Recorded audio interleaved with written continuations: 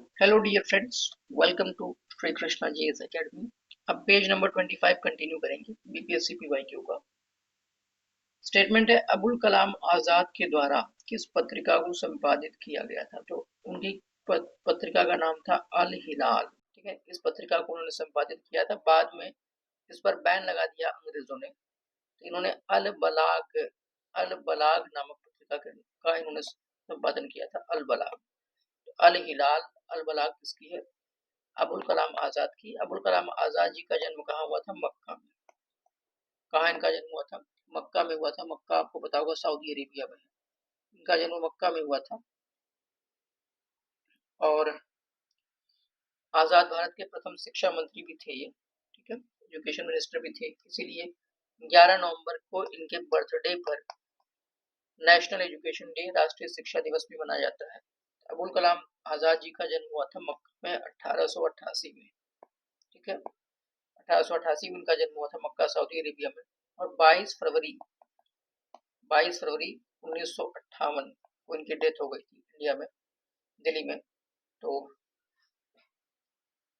बहुत ही इंपॉर्टेंट शख्सियत है, बहुत ही महत्वपूर्ण शख्सियत। देखिए, इन्होंने जामिया मिलिया इस्लामिया की स्थापना में काफी इंपॉर्टेंट रोल प्ले किया था। उसके अलावा Indian council for cultural relations, ठीक है ना, इसको भी स्थापना करने में इनके काफी सहयोग था। Indian council for cultural relations की स्थापना करने में। वंदे भारत, सही, वंदे भारत निकल रहा है, वंदे मातरम। वंदे मातरम समाचार पत्र के संपादक कौन थे? अरविंद घोष। वंदे मातरम समाचार पत्र के संपादक थे अरविंद घोष। ऑरोविल ऑरोविल आश्रम की स्थापना इन्होंने की थी। ठीक है, कहाँ पर? पौंडीचेरी में इन्होंने स्थापना की थी। पुडुचेरी या पौंडीचेरी आप कहिए, इसकी स्थापना की थी अरविंद घोष जी ने।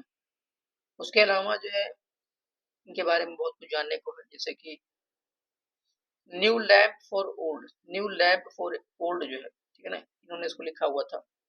ये श्री अरविंदो घोष ने इसको लिखा था। 1893 में ही प्रकाशित हो गई थी। ठीक है ना, ये दार्शनिक थे, योगी थे, गुरु भी थे, लेखक भी थे, कांग्रेस के कठोर विरोधी थे। ठीक है ना, और 1910 से लेकर के 1902 से लेकर के 1910 में काफी सक्रिय रूप से उन्होंने भागीदारी निभाई थी आंदोलन में अंग्रेजों के खिलाफ। तो new lamp for old, new lamp for old, ये इनकी कृति है। इसकी अरविंदो घोष की, अरविंदो घोष। ठीक है, इस चीज को आपको याद रखना है, अरविंदो घोष। 1872 कलकत्ता में इनका जन्म होता है। गर्म दल से थे। 1872 कलकत्ता में इनका जन्म होता है और 5 दिसंबर 1950 को पुडुचेरी में इनकी क्या हो जाती है? मृत्यु हो जाती है। महर्षि घोष भी कहा जाता है इनको। शिक्षाविद भी थे, पत्रकारिता भी थे, पत्रकार भी थे, इस तरीके से। तो वंदे मातरम इन्होंने शुरू किया था समाचार पत्र, इसको भी ध्यान रखना है, ये पूछा गया था। अलीपुर जो षड्यंत्र होता है, इसमें भी इनका नाम आया था। अनुशीलन समिति में भी इनका नाम है, इनका रोल है। आगे देख लेते हैं। लॉर्ड लिटन ने भाषाई आधार पर प्रेस की स्वतंत्रता को प्रतिबंधित कब किया था? 1875 में। लॉर्ड लिटन ने भाषाई आधार पर क्या किया था? प्रेस की स्वतंत्रता को क्या किया था? प्रतिबंधित कर दिया था। कब? 1878 में। ये गवर्नर जनरल वायसराय था जो भारत का, गवर्नर जनरल वायसराय भारत का था लॉर्ड लिटन। काफी मतलब कि भारतीयों के खिलाफ काफी इसने सख्त कदम उठाए थे, जैसे कि आपको यही प्रेस की स्वतंत्रता वाली पर बैन लगाना। ठीक है, 1876 से लेकर के 1880 तक ये वायसराय गवर्नर जनरल था भारत का। Viceroy governor general. इसी के समय दिल्ली दरबार लगा हुआ था और भीषण अकाल पड़ा था बंगाल में। ठीक, नील खेतिहरों की दुर्दशा को दर्शाने वाली पुस्तक नील दर्पण की रचयिता है दीनबंधु मित्र। नील दर्पण की रचयिता कौन है? नील विद्रोह कब हुआ था सर? 1859 में, 1859, 1861 के आसपास ये किताब लिखी हुई थी। नील दर्पण दीनबंधु मित्र ने लिखी है। बहिष्कृत भारत जर्नल किसने शुरू किया था? Doctor B R Ambedkar, doctor Baba Saheb Ambedkar. तो बहिष्कृत भारत जो पत्रिका है, जो जर्नल है, इसकी शुरुआत किसने की थी? डॉक्टर बी आर अम्बेडकर ने। बहिष्कृत भारत, ठीक है, ये मराठी लैंग्वेज न्यूज़पेपर था ये, और जर्नल भी था ये। इसको डॉक्टर भीमराव अम्बेडकर ने 1927 में इसको शुरू किया था, ठीक है।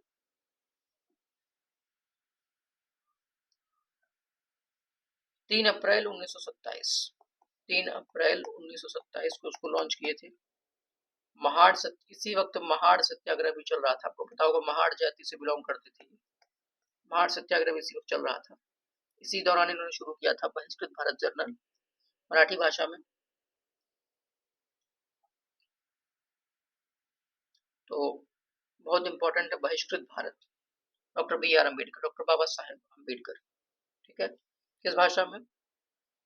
मराठी भाषा में। अब आप कहोगे सर बहिष्कृत हितकर्णी सभा भी एक थी।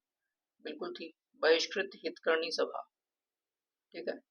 बहिष्कृत हितकर्णी सभा जो, इसको भी इन्होंने स्टार्ट किया था डॉक्टर बी आर अम्बेडकर ने। कब? 20 जुलाई 1924, 20 जुलाई। और सर कुछ किताबें इनकी और बता दी। बहुत किताबें इनकी, कितनी जानोगे आप, लेकिन फिर भी कुछ important. Waiting for A visa, waiting for A visa की बात, वेटिंग फॉर ए वीजा इनकी कृति थी। वेटिंग फॉर अ वीजा इनकी कृति थी। मूक नायक, सुपर इंपॉर्टेंट, मूक नायक पत्रिका, मूक नायक पत्रिका इनकी थी। वेटिंग फॉर ए वीजा, मूक नायक, ठीक है। मूक नायक तो पत्रिका थी।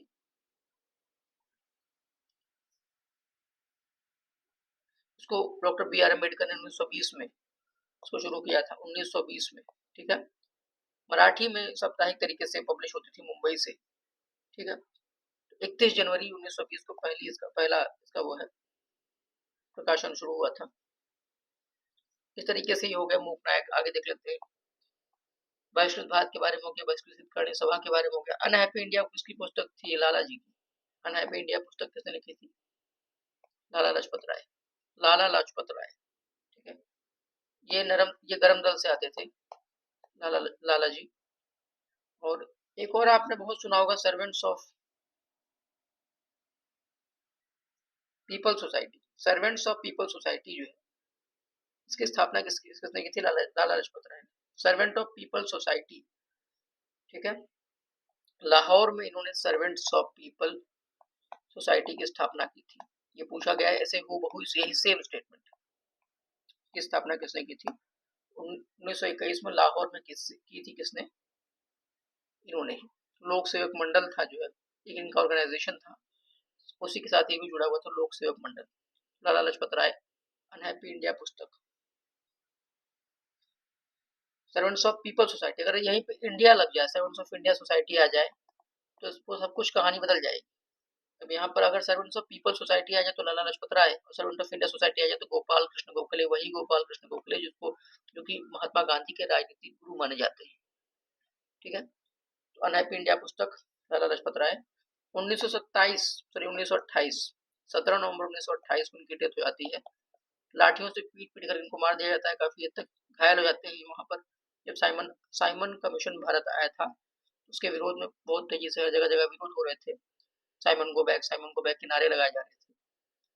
उसी में लाठी से पीट पीट कर इनकी हत्या कर दी, वो घायल कर दिया गया था। उसी वजह से इनकी डेथ भी हो गई थी 17 नवंबर 1928 को, ठीक है। तो ये हो गया लाला लाजपत राय जी के बारे में। आगे देख लेते हैं। लाला लाजपत राय गरम दल के हैं, इसको नहीं भूलना है। लाल बाल पाल। और सर्वेंट्स ऑफ पीपल सोसाइटी और सर्वेंट्स ऑफ इंडिया सोसाइटी, दोनों मैंने आपको डिफरेंस बता दिया, कंफ्यूज नहीं होना है। इनका जन्म 1865, 28 जनवरी 1865 में इनका जन्म हुआ था। 28 जनवरी 1865, मतलब गांधी जी से बड़े थे, क्योंकि गांधी जी का जन्म 2 अक्टूबर 1869 में हुआ है। और अभी आप पढ़कर क्या है, मदन मोहन मालवीय का 1861 में हुआ है, ठीक है। मतलब गांधी जी से बड़े थे ये लोग, ठीक है। तो लाला लाजपत राय पंजाब केसरी भी कहा जाता है, कहीं कहीं लॉयन ऑफ पंजाब, पंजाब का शेर भी कहा जाता है। तो लाहौर, ठीक है। मोगा तहसील जो पंजाब की है, मोगा जिला है, वहां पर इनका जन्म हुआ था, ढूंढके नामक गाँव में। ढूंढके भारत के पंजाब राज्य के मोगा जिले की मोगा तहसील का गाँव है, जहाँ पर उनका जन्म हुआ था, ठीक है। तो लाला लाजपत राय। आगे देख लेते हैं। यहाँ पर दिया हुआ है संस्थापक, और वो इंडियन पीपल्स जो समाचार पत्र था, इसके संस्थापक थे सच्चिदानंद सिन्हा, आरा वाले, आरा बिहार भोजपुर, ठीक है, वहीं के थे ये। पहले अध्यक्ष उद्घाटन सत्र के संविधान सभा के 9 दिसंबर 1946। मोहम्मद अली ने लिखा है कॉमरेड अंग्रेजी भाषा में। डॉक्टर राजेंद्र प्रसाद की जो समाचार पत्र उसका नाम है इंडिया डिवाइडेड, ठीक है। एस ए डांगे ने लिखा था द सोशलिस्ट। द सोशलिस्ट किसने लिखा है? एस ए डांगे, ठीक। तो 1872 में बिहार हेराल्ड उसने आरंभ किया था बाबा गुरु प्रसाद से। 1872 बिहार हेराल्ड किसने शुरू किया? गुरु प्रसाद से। भारत में प्रकाशित होने वाली पहला समाचार पत्र क्या था? बंगाल गजट, 1780 में। जेम्स ऑगस्टस हिक्की इन्होंने प्रकाशित किया था। और ये इसका एक और नाम है Calcutta general advertiser. Calcutta general advertiser, इस चीज को याद रखना। कहीं भी पूछ लेता है कि कौन सा प्रकाश समाचार पत्र पहला था, उसी बंगाल गजट ने लेकर के क्या लिख देगा? Calcutta general advertiser. Bengal gazette 1780 प्रकाशित होने वाला समाचार पत्र पहला, कौन सा? 1780 में जेम्स ऑगस्टस हिक्की के द्वारा। मूकनायक समाचार पत्र का संबंध किससे है? बता चुका हूं, 1920 में प्रकाशित शुरू हुआ था इसका। Doctor B R Ambedkar. उसके बाद बहिष्कृत भारत बता चुका हूं, 1927 में। बहिष्कृत हितकर्णी सभा 1924 में। 1924 में वेटिंग फॉर ए वीजा, ये भी की कृति है। मूकनायक बता ही चुका हूँ। राजा राम मोहन राय संपादक थे किसके? संवाद कौमुदी के। संवाद कौमुदी के संपादक थे Ram Mohan Roy. India with freedom किसने लिखी थी? मौलाना अबुल कलाम आजाद ने।